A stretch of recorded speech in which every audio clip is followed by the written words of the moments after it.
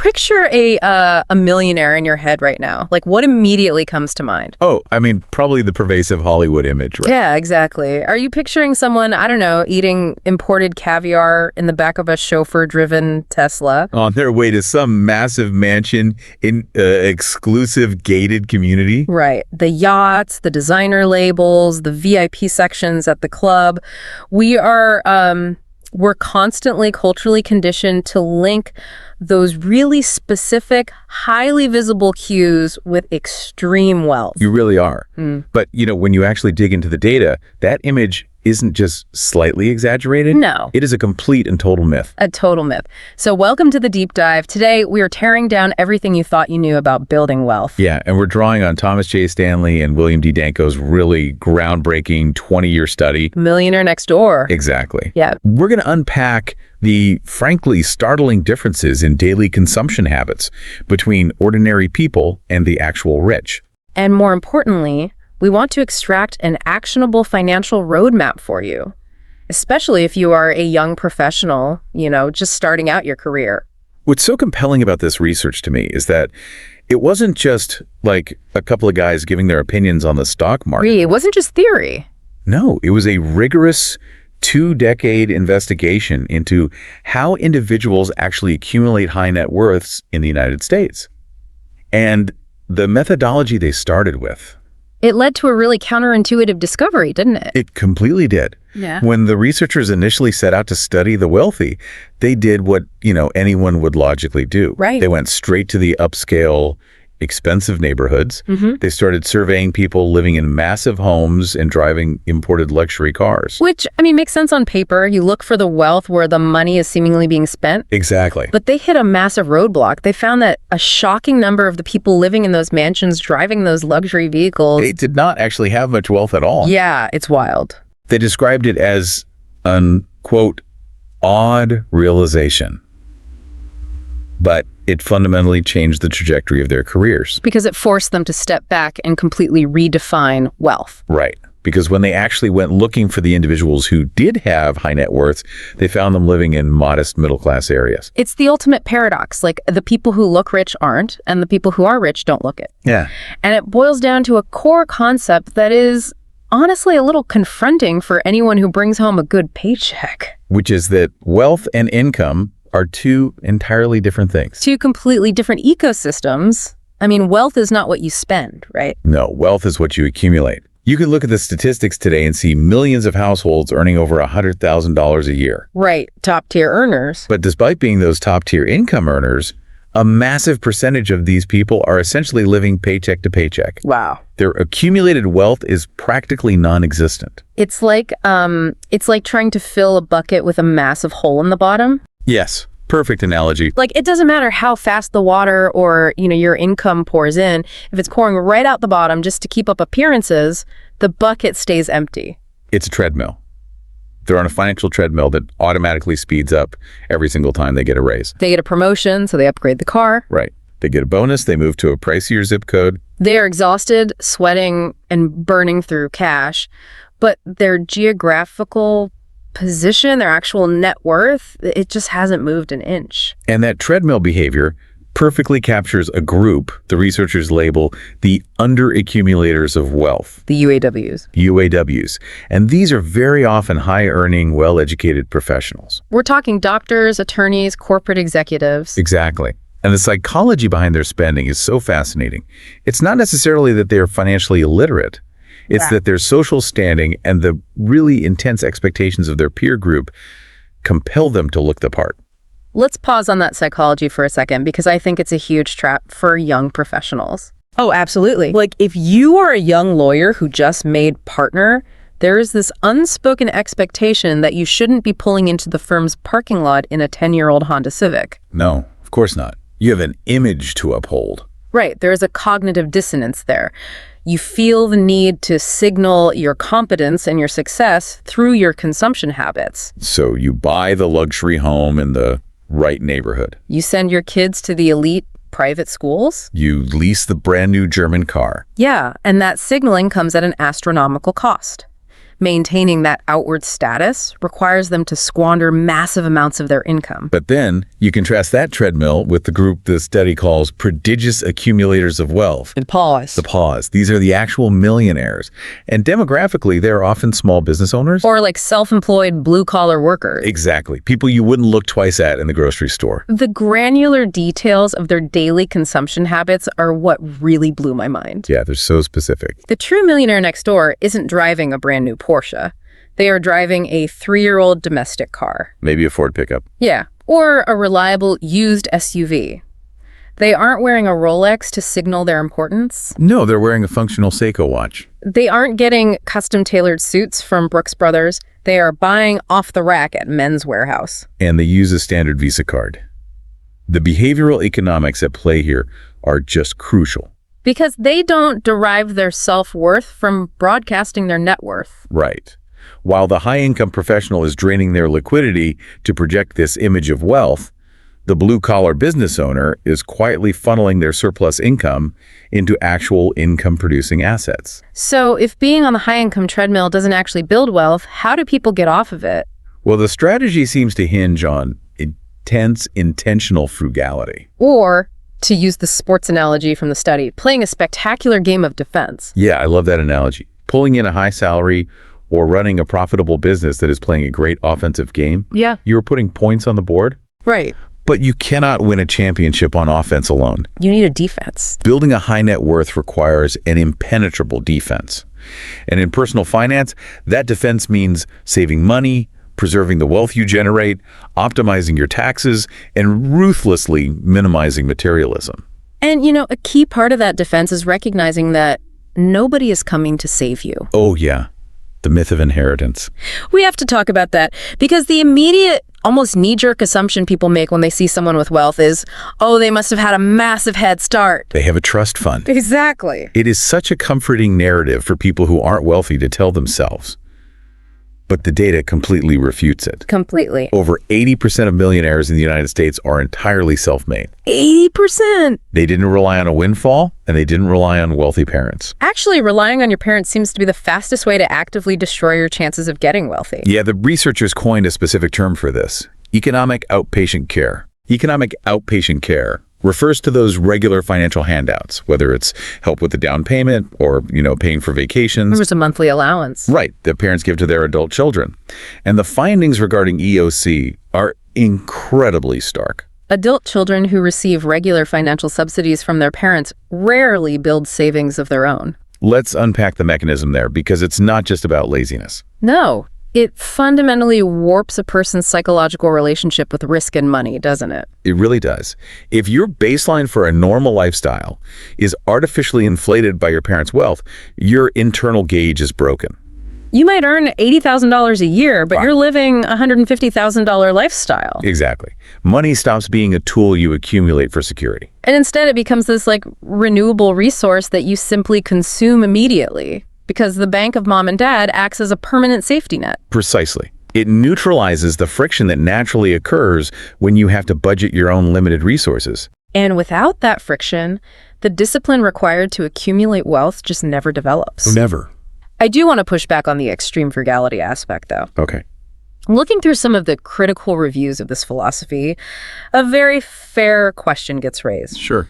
People ask, why work so hard to become a doctor or an executive or a successful business owner just to live like you're broke? Yeah.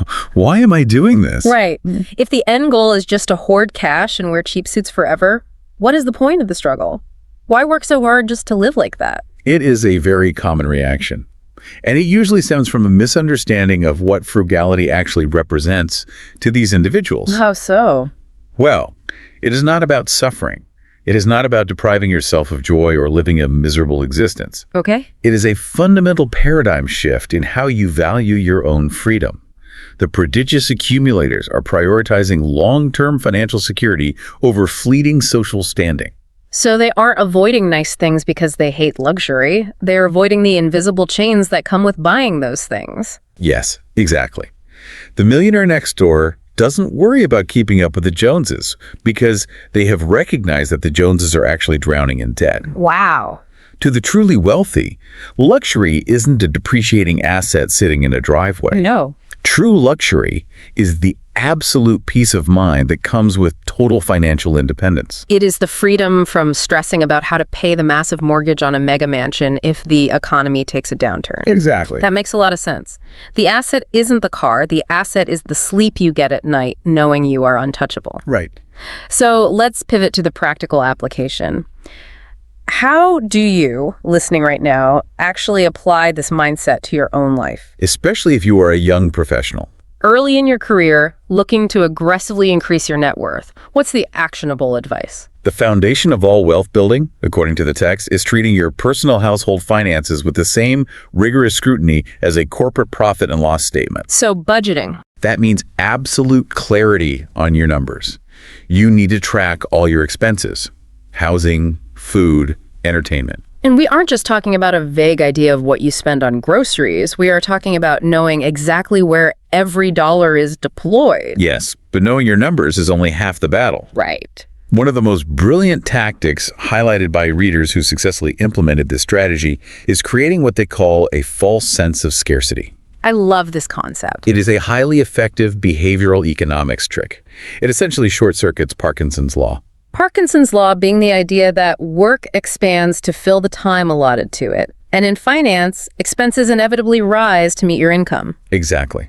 To combat that natural human tendency, you introduce false scarcity. So young professionals should stow away a large percentage of their earnings into investments before they even think about spending anything. Right. Before you even have the opportunity to look at your paycheck, a significant percentage of it is automatically routed away from your checking account. And directly into investments or illiquid savings. You essentially hide your own money from yourself. Yes. So when you look at your balance on a Friday night, the capital simply isn't there to blow on an expensive dinner or a spontaneous shopping spree. You force yourself to live on a fraction of your actual income. And critically, where you park that hidden money determines whether you will actually build wealth or just tread water. Which brings us to a terrifying reality about the median American household's balance sheet. Oh, this statistic is rough. It is. If you factor out home equity and the equity tied up in motor vehicles and furniture, the typical American household has absolutely zero financial assets. Zero. That is a chilling statistic. And it highlights exactly why smart, high-earning people fall into the consumerism trap. It's an issue of visibility.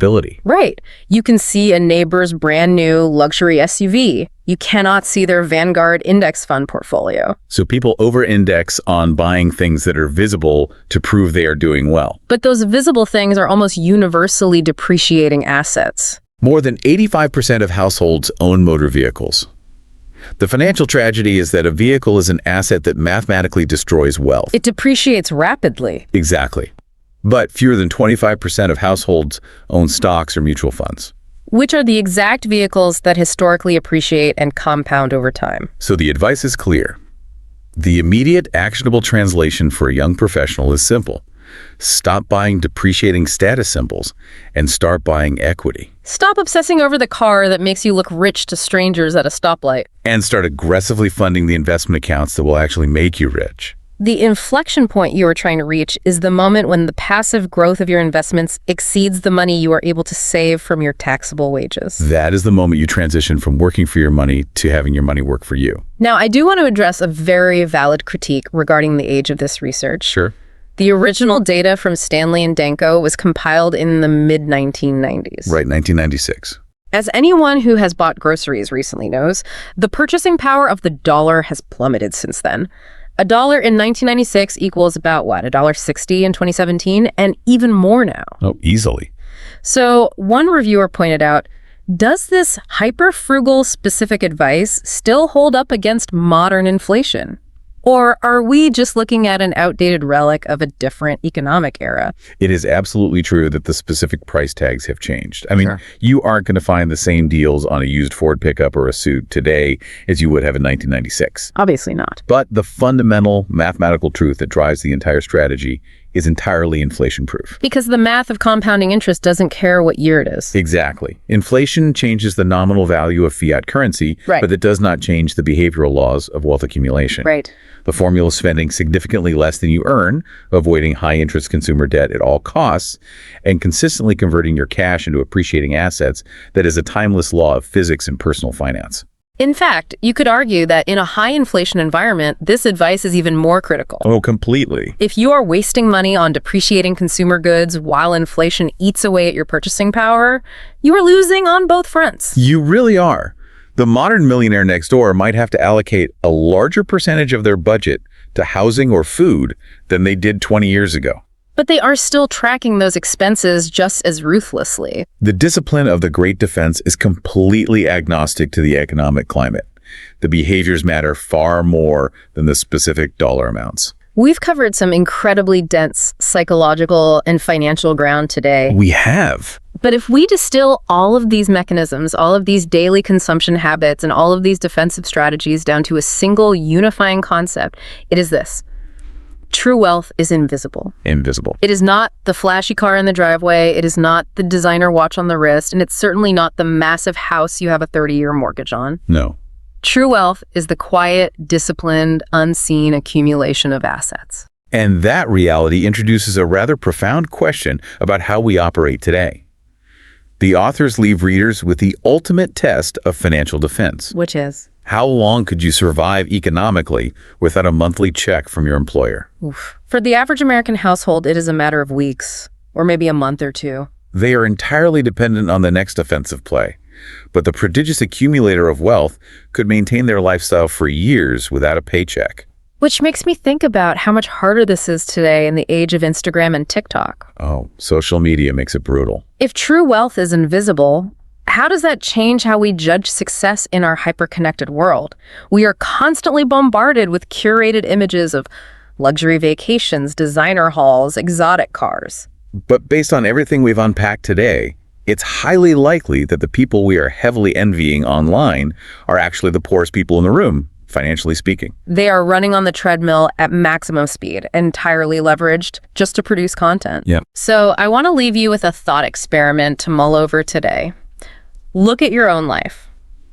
What is one highly visible status symbol you are paying for right now? Maybe it's a car lease, an expensive subscription, or a brand loyalty habit that you could trade in today. What could you sacrifice in the visible world to buy yourself a piece of that invisible ultimate financial freedom?